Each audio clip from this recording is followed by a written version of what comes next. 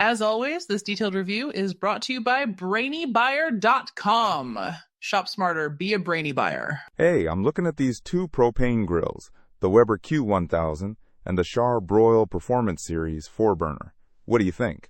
Oh yeah, I've glanced at both of those. What are you planning on using the grill for, mostly? That'll make a big difference.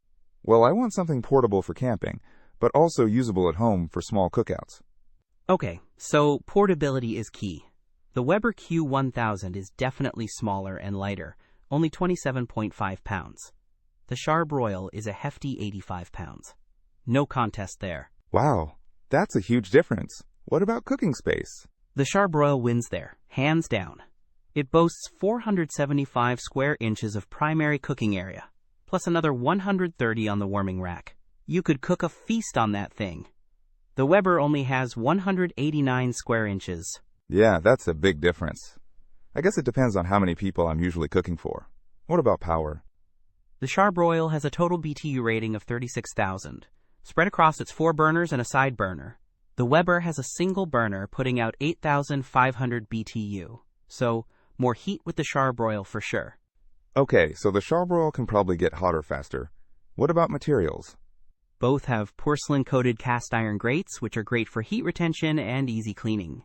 The Weber has a cast aluminum lid and body, making it lighter, while the Charbroil is mostly stainless steel, which should be more durable, although heavier. Durable but heavy versus light but smaller cooking area. What about other features? The Charbroil has an electronic ignition, a side burner, and a temperature gauge on the lid. The Weber has a push-button ignition and an infinite control burner valve, which I guess gives you more precise temperature control, in theory. And what about price? The Weber Q1000 is around $229, while the Charbroil Performance Series is about $369.99. So a pretty significant price jump.